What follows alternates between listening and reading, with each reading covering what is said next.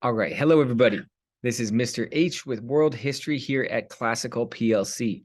So today we are going to be covering the end of the Pacific theater of World War II. So as we discussed prior to our Holocaust piece, that the Nazis and Italians have both gotten knocked out of the war, Italy first, then Germany, and now Japan remains alone. However, Japan has substantial holdings across the Pacific theater. They've invaded China, Manchuria. They've had Korea since World War I. They've got Dutch Indonesia. They've got French Indochina. They've got the Philippines. They've got massive holdings everywhere from Alaska and the Aleutian Islands on down to New Guinea and almost to New Zealand and Australia. And they're pushing all the way through Nepal and India in the West. And they're definitely enacting horrible retribution against the people of China. Now, I'm going to pull up this Pacific Theater presentation that I have shared to Schoology. So you should be able to see it there. Let me pull up. That's not the right one. That's not the right one. Let's see. My apologies. Something's going on here. There we go. Okay, so here you can see Pacific Theater. This is set up. I got this through National Geographic. You've got the timeline down below, and it's starting at the beginning, but we're going to go pretty quickly since we've already covered some of this. So you can see Japan's war began in 1931. And this is significant because this means that Japanese soldiers, when they are fighting their aircraft carriers and their pilots against U.S. Airmen in the Pacific, they've got 10-year head start. These are experienced troops. And Japan, in invading Manchuria, which is this large red part here on the map right near Korea, and you can see the years that they invaded all these different places, they had a very, very strong army. Now, we're going to talk a little bit about the difference between Army and Navy today. Army is obviously your land-based forces, although sometimes they'll include Air Force with Army, especially at this period, versus Navy is your ocean-based forces. But that can also include Marines who go from the water to the land and can include Air Forces that are on aircraft carriers. So I think the U.S. Navy actually has more airplanes than the Air Force because of all of our carriers. But at this point, Japan has overwhelming superiority in both Army and Navy in the Pacific theater. So even though they're fighting against China, which is a much larger country, with what they've occupied in Manchuria, with their holdings in Korea, with their holdings in these islands all across the South Pacific, they are actually marshaling a tremendous amount of resources and men. And beyond that, they have an industrial base. Japan industrialized better and more thoroughly than any other country in Asia. China tried to industrialize, but they were hampered by the fact that most of their industry was being owned by foreign powers like Britain and the United States. And so China never really got their industrialization off to the level that Japan did. So while Japan is fighting against China all through World War II, they are having massive success against their military, and they're also having horrible atrocities that they're enacting against their civilians. So especially up here in the north, but really across China, Japanese aggression and Japanese policies led to the deaths of tens of millions of Chinese people. Now, one thing that's important to know about Japan is that they are one of the most anti-communist countries in the world during World War II. The Nazis were famously anti-communist. Hitler seized power by blaming the communists for the burning of the Reichstag. But Japan might have been even more anti-communist. And so they presented themselves through propaganda as allying with the Italians and the Germans to fight against communism because their form of far-right, ultra-nationalistic ideology was directly opposed to the far-left communist ideology of both Mao Zedong in China as well as the USSR. One thing that's important to know is that Japan's actions against the nationalists led by Chiang Kai-shek in China actually crippled them and caused them to lose the civil war against the communists. So despite the fact that the Japanese presented themselves and believed themselves to be extremely anti-communist, ironically, it was through their actions against the nationalists in China that the communists were able to seize power. So here you can see a united front between Chiang Kai-shek and Mao Zedong, although they weren't that united. They were in the midst of a civil war when Japan invaded. And that's a big reason as well why Japan did so well with their army in China, because they were fighting against a country that was actively in civil war. And oftentimes they would band together briefly to fight against the Japanese, only to start fighting against each other. Or they would fail to band together and Japan would brutally destroy one side of the forces.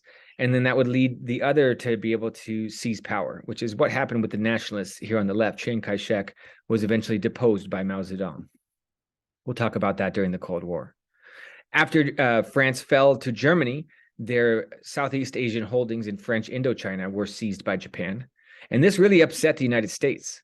So the United States started an embargo as well as cutting off supplies to Japan while supplying the rest of the allies. So you can see the US was supplying allies all across the, not just the Pacific, but also the Atlantic theater. And when we froze the Axis assets, that means all the bank accounts that had dollars that were owned by the Italian, the German, and later the Japanese governments got frozen, which meant they could no longer be supplied by the US. And this was a huge deal for Japan because we were the #1 oil supplier. So this was a huge provocation. Seizing all their assets and freezing their ability to buy oil basically made it so they either had to stop fighting or go to war with us. And if you know anything about Japan, they weren't about to stop fighting at this point in their history. Another interesting thing, racial bias was outlawed in the defense industry, mostly as a matter of expediency. The government had to get as many people producing military supplies as possible. And so women, people of color were all given the ability to work in these industries. And this laid the foundation for the civil rights movement a decade later. Many of these people that either served in the military, people of color in the military, or people of color working for the defense industry would later go on to agitate successfully for equal rights. Now, tension gets worse and worse as we cut off oil exports to Japan, which makes it so Japanese diplomats are begging for a way to get access to that oil again so that they don't have to go to war with us. And at the same time, 6 Japanese aircraft carriers and other warships leave to go for Pearl Harbor, which is oftentimes known as the date which will live in infamy, December 7th, 1941. And you'll need to know this for your PFAs, but the reason why the casualties were so lopsided at Pearl Harbor, and we lost 8 battleships, 3 cruisers, 3 destroyers, anti-aircraft training ships, mine layers, 188 aircraft, and 2,400 lost lives, while the Japanese lost just a nominal number of people, was because they had the element of surprise. We were not expecting them to attack at Pearl Harbor on December 7th, even though we had cracked their codes. Our translation was poor, and despite the fact that we were receiving we were intercepting their transmissions, we did not correctly identify what those transmissions meant, and therefore they had the element of surprise, and they were able to catch more or less the entire Pacific Fleet at dock at Pearl Harbor and send them to the bottom of Pearl Harbor. However, Japan made 3 crucial mistakes. Even though both tactically and strategically, this was a massive coup and a tremendous success for them, there's 3 things that the Japanese did not do at Pearl Harbor that they could have done. Well, maybe could have, but if they had, it would have made a big difference. 1, there was massive oil reserves on Pearl Harbor, on Hawaii, that had a huge percentage of all the available oil and fuel for our Pacific Fleet. If they had hit that, it would have taken us years to recover, and it would have been a lot harder for us to actually go to war with them in the Pacific. So that was one big mistake they made. Second one was they didn't hit our dry dock facilities. So they did not blow up our ability to fix ships and to build ships. So that was a mistake. And lastly, all 3 of the US carriers were not in port at the time. They were out on training missions and out on patrol. And so what that meant was the #1 most important part of our fleet, the carriers, were not destroyed at Pearl Harbor, even though Japan still had 6 carriers and we only had 3. So they had twice as many carriers than us at this point. But that's going to change in a little while. Now, in World War I, when the US enters the war, that's the turning point. World War I turns around when the U.S. enters. That is not the turning point in World War II. The U.S. enters World War II and proceeds to get its butt kicked in both theaters. If you remember from the movie we were watching, World War II from space, as soon as the U.S. entered the war in the Atlantic, we immediately saw a huge escalation in the number of ships being sunk in all the convoys and by U-boats and those types of things. The same happened in the Pacific. We enter the war and immediately start getting trounced everywhere. We start seeing Japan invade Malaya, Thailand, Burma, Indonesia, Shanghai, Hong Kong, Singapore, seizing all these different countries and cities. And there's nothing we could do to stop them at the time. We just lost most of our fleet, and our carriers were trying to figure out how they were going to fit into this mix. So the U.S. entering the war did not immediately turn things around. We also have probably one of the lowest points for the United States in World War II, where an extremely racist policy where over 100,000 Japanese Americans, these are not Japanese people living in America, these are American citizens of Japanese ancestry, were put into internment camps. Now, these internment camps, if you've seen them, there's one out in Death Valley, you can still go visit. For all intents and purposes, these are concentration camps. It's an area to concentrate a group of people based upon their race. This is not very different from what the pogroms in the USSR, the internment camps that the Japanese had in China, or what the Nazis had in Germany and Poland. The main difference was we were only taking them from their homes, dispossessing them from their businesses, and illegally interning them for the duration of the war, and actually a little bit after the war as well. None of which are good things, but we were not necessarily working them to death or killing them or gassing them the way that the Nazis were. So we still have some of the moral high ground, but we're losing a little bit of it when we're going and illegally incarcerating this many people just for the color of their skin and for their ancestry. There's almost no evidence that any of them were spies or were colluding with the enemy. Many of them were extremely patriotic American citizens and would have gladly fought and served for the United States war effort. So we kind of shot ourselves in the foot with this one. And I believe formal apologies have been issued because it was recognized later as really not the right thing to do. Now, there were a few thousand Germans and Italians who were also put into prisons and camps, but it was orders of magnitude less than the Japanese. And the main difference was that many of them, actually, there were evidence that they might have been colluding or spying. And there's just a lot less of them that were interned. So it's clear that there was some racism at play here. So it's an unfortunate moment during World War II. The Bataan Death March, we already talked about. This was in the Philippines, where over 11,000 soldiers in the Philippine and U.S. Army were killed. The Doolittle raid we also talked about. That was a big, not a tactical victory, but strategically it set the fear that they could be struck in their homeland in Japan. And it was a big morale boost for the U.S. and a morale breaker for Japan. One of the big battles in the Coral Sea near New Guinea. Tactically, it was a draw between the U.S. and Japan, but it did stop their advance and prevented them from invading further into New Guinea or down into Australia or New Zealand. And it was the first aircraft carrier to aircraft carrier battle. We actually had several aircraft carriers damaged in this battle, but one of them was able to repair quickly enough. Even though the Japanese thought they had sunk it, they were able to participate in the Battle of Midway, and it may have been decisive. So that was a big deal. Then we have the surrender in the Philippines. A couple things you're going to need to know for the PFAs. This man here on the right, General Douglas MacArthur, you can recognize him by his hat, and sometimes he'll have a cigarette in his mouth. But this guy, Douglas MacArthur, was the head of the U.S. Army in the Pacific. Now, the Pacific is mostly a naval battle, but there's definitely land battles happening as well. And the Army would oftentimes go in to occupy these different islands, especially larger ones, such as the Philippines. And so when General MacArthur, the head of the U.S. Army in the Pacific Theater, had to evacuate the Philippines, he said, "I shall return." And he did. MacArthur ended up running for president, I believe, after the war, and famously was advocating the use of nukes in Korea and Vietnam. Fortunately, we did not do something like that. That probably would have been a huge mistake. But yeah, he tried to follow in the footsteps of Eisenhower and Grant, but he was not as successful a politician. But he was a successful military commander, aside from the fact that he lost the Philippines in 1942. Another person you're going to need to know is Chester Nimitz. Not pictured, but Chester Nimitz was the head of the Navy. He was the Grand Admiral of the U.S. Navy in the Pacific Theater. So you're going to need to know Chester Nimitz, Navy, MacArthur, Army. Now, obviously, the Battle of Midway is a big deal because it's a turning point. This is where Japan goes from full naval superiority in the Pacific to naval inferiority. They lost four carriers, which was more or less all of their carriers.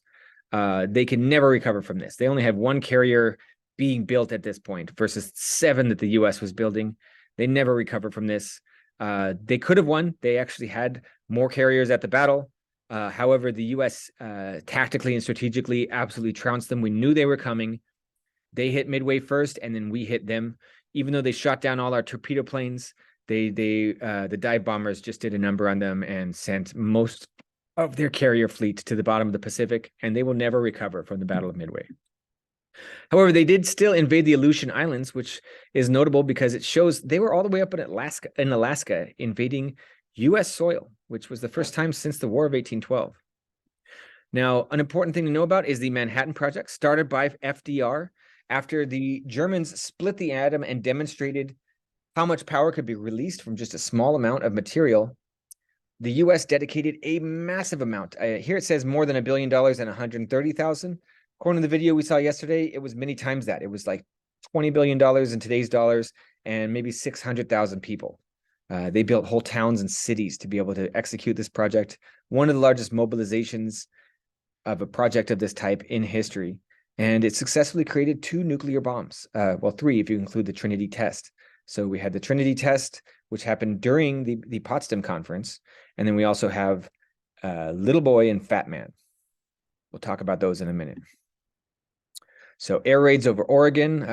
Japan was actually sending bombs on balloons, some of which still get found today. The island hopping campaign. This is basically where the United States would identify this perimeter of islands that the Japanese forces had secured. And rather than going head on to the most heavily defended ones that were on the outside of the perimeter, we would go leapfrogging and hopping to weaker islands, encircling those larger, better defended ones, and cutting off all their supplies, causing them to use all their food, use up all their ammunition, and then be able to strike them once they were weakened. And so this ended up having very lopsided battle figures, casualty figures in favor of the United States, largely in part because of this policy, as well as the Japanese policy of no surrender, where they would fight to the death. And places like Tarawa were where we really saw that the Japanese soldiers would fight to the end. And even though 1,500 doesn't sound like a lot, it was for just a tiny little island, several football fields large, and 4 days. And so it was a brutal reminder of how hard the Japanese would be fighting in this war. Then you have things like the Cairo conference, which we didn't mention so much during the Yalta, Potsdam, and Tehran conferences, partially because the USSR did not attend because they were not at war with Japan yet, although they had committed to going after VE Day. So, but here you have Chiang Kai-shek meeting with FDR and Churchill, demanding unconditional surrender, which Japan was not about to do. You also have the victory ships, where the U.S. starts launching these massive cargo ships, which are going to be a deciding factor in the war. Remember, U.S. materials, U.S. manufacturing becomes the main factor in, well, one of the 3 main factors, British intelligence and Soviet blood being the other 2. And these victory ships were a big part of that. You also have Tojo, Prime Minister Tojo. This is the gentleman who decided to attack Pearl Harbor. He was the architect of much of the Pacific theater for Japan. He attempts to commit suicide, however, was arrested, charged with war crimes, and executed by hanging. So Tojo, you'll need to remember, planned Pearl Harbor, tried to kill himself, but was eventually hanged for his war crimes. Island hopping was a success. The United States was able to capture the Marianas, as well as other places like Saipan.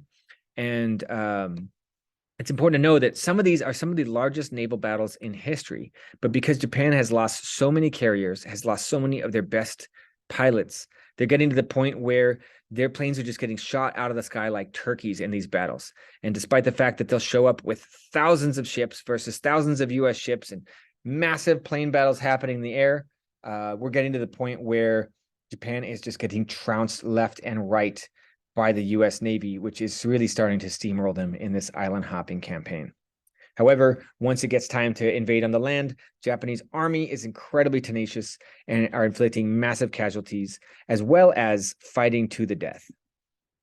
Here we have MacArthur returning, saying, "I have returned," as he returns to the Philippines, liberating them just several years later. The Yalta Conference, which we talked about, this is the walls are closing in on Germany, and so this is planning for post-war Europe, and also where Stalin commits to going to war with Japan after VE Day, victory in Europe. Battle of Iwo Jima, this is going to be on your PFAs. You need to know two important things about Iwo Jima. One, Iwo Jima is a vital airbase. Iwo Jima is close enough that we can now start sending land-based bombers to bomb Japan. Okay, up to this point, they had to be carrier-based. They had to be floating. Now we can start bringing in our Air Force and running daily sorties, going out, dropping bombs, blowing up Japanese cities. And this is why Japan experienced such high civilian casualties during World War II, because the United States is bombing all of their major cities after Iwo Jima. Other important thing about Iwo Jima is that this was one of the hardest fought battles that the United States had in World War II. For 20,000 troops that we defeated in Iwo Jima, Japanese troops, we lost 26,000. So this is one of the few times we actually see we lose more than we defeated. And beyond that, it was just incredibly tough fighting. And so this picture represents the final triumph over just brutally dug in, incredibly tenacious Japanese forces who fought to a man. And so this was one of the most difficult battles in the Pacific theater, but one that was extremely strategically important because of the ability to bomb Japan that we gained during this battle. Then you have U.S. inaugurate Harry Truman, FDR. He had been president 4 times. He passes away very early into his 4th term. And so Truman becomes president. Truman is much more of a hardliner than FDR, and is going to have a much more combative tone with places like USSR. It's also important to note that many of the decisions about launching the atomic bomb, using it in wartime, were made by Truman, not FDR. FDR did not live long enough to make that claim. 50 nations signed the UN Charter. That's kind of a big deal. UN still exists to this day. Then you have the Potsdam Conference. This is after the capitulation of Nazi Germany. So VE Day is in the past. This is a victory lap right outside Berlin. However, we got 2 new characters, Clement Attlee and Harry S. Truman. Although Stalin, they're all saying, "Hey, Stalin, what are we going to do about Eastern Europe?" And Stalin says, "I think I'm going to keep it." And they say, "Oh, no, you can't do that. We got to come up with a strategy for them to have elections." And he says, "Yeah, no, we're going to keep it. We've lost 25 million men, and we're going to keep Eastern Europe." So not a whole lot of agreement during the Potsdam Conference, especially on matters of Eastern Europe, though they do agree to slice up Germany and create East and West Germany and East and West Berlin. And they also agree for the Soviet Union to declare war on Japan. Now, you're going to need to know a lot about the atomic bombs. Okay, so the atomic bomb, the very first atomic bomb used in wartime was the Little Boy, which was dropped by the Enola Gay on the city of Hiroshima, August 6, 1945. Do know that Hiroshima came first. Hiroshima was the first civilian target, first military target, first time a bomb, and actually the second to last time a bomb will ever be used against people. The last time being Nagasaki. So the United States is the only military to have ever used a nuclear bomb in wartime, and Japan is the only country to ever have been bombed during wartime. There's been plenty of nuclear tests in many different countries. If you want to see a really terrifying time lapse of every nuclear explosion in history, you can find that on YouTube. But for the purpose of PFAs, know that Hiroshima was the first. It was dropped out of Enola Gay. Truman made the decision. And the reason why Truman made this decision is after places like Okinawa, which remember, Okinawa is the last major battle in the Pacific theater, the last island and the largest invasion in the Pacific theater. You need to know that Okinawa is the last one. And we were getting ready to invade Japan. We had lost 170,000 soldiers in the Pacific Theater. And we were looking at invading Japan, and we're calculating we were going to lose 10 times that many, 1.7 million people minimum. And Japan might lose 10 million. So the scale of death was about to escalate incredibly if we did invade Japan. And so Truman decides, in order to try to cow Japan into capitulating, in order to prevent us having to invade, he was going to drop these bombs. And so he drops not one, but 2 bombs, Nagasaki being the second, with Fat Man. They say more than 20,000 people die. However, I read that it was closer to 40,000 immediately and another 80,000 in the long term, with 60,000, 70,000 immediately, another 80,000 in the long term. So the figure you're looking for on the PFA is going to be 200 to 300,000 people killed between these 2 nuclear launches. And those 200 to 300,000 people are the only casualties of atomic weapons so far. And hopefully they will be the last, because these weapons have gotten much worse since then. So they remain the only nuclear weapons ever used in warfare. So then we get VJ Day. So you're going to need to know that one. VJ stands for Victory in Japan Day.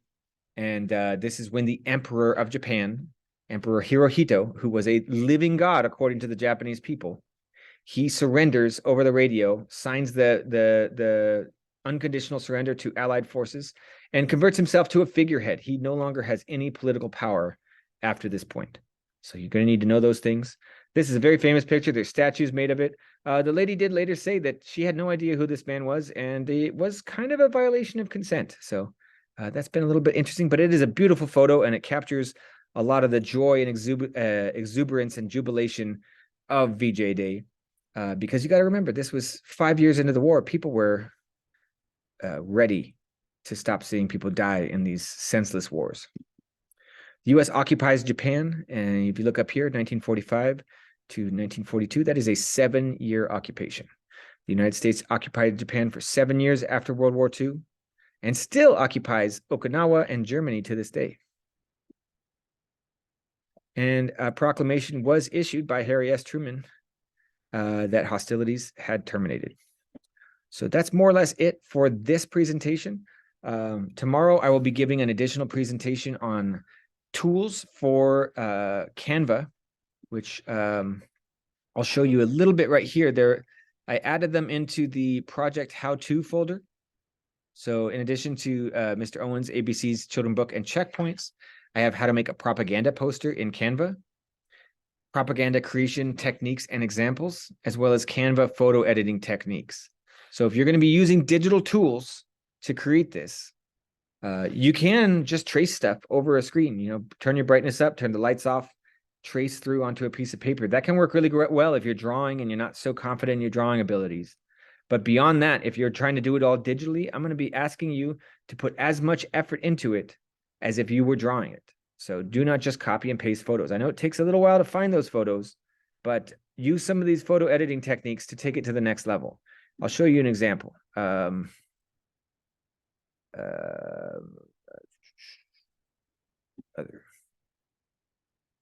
Excuse me, Canva. I'm really not trying to do this right now because I can't. Okay, all done. So I'll show you one that I just made. As an example, this took me about 15 minutes to do. It's called Q is for Quisling.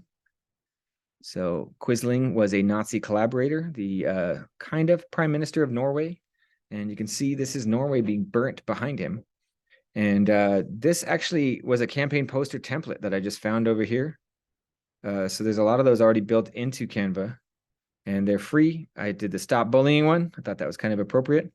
And then I took this right here, this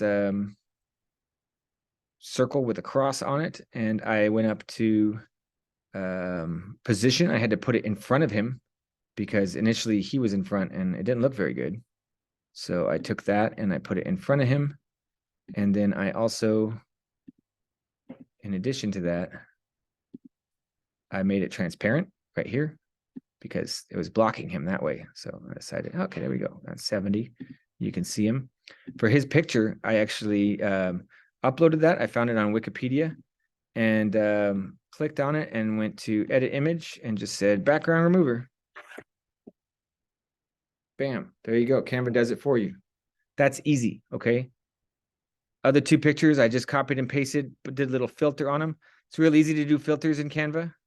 Grab a picture, go up to edit image. You could change all these different things. Look at all these filters, photogenic, all these different effects. Don't just do stuff for no reason. Do it to highlight what you're trying to do. I made him a little green because I wanted to show he's a traitor and he was a Nazi collaborator. Okay, these pictures, I didn't really edit too much other than I put a border between them. And I kind of was thinking of putting a border around the whole thing. So let's see, square.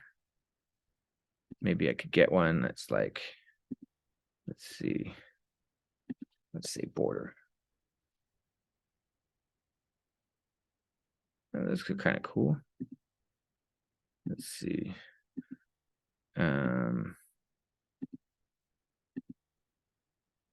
I tell it to be free? There we go. Let's try that.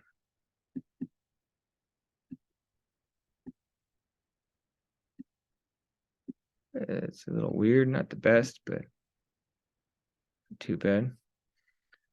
I don't know. I don't like it. Find a better one. Maybe this one. But putting borders around stuff is a pretty easy way to customize them. Applying filters to them also is not too bad. I don't think I can resize that one.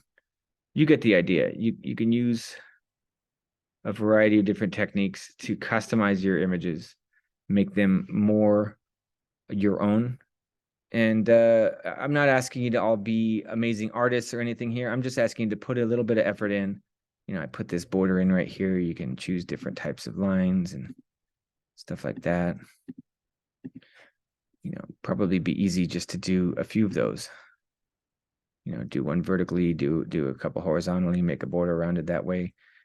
Use your best judgment, but just some ideas on ways to use digital tools to make your project look better. You can use propaganda techniques. You can use filters. You can use lots of different stuff, but try to make it so that the images that you're providing really show you know your stuff and help other people learn from it, because that's what the goal of this is. So that's what we're going to, that's it for today.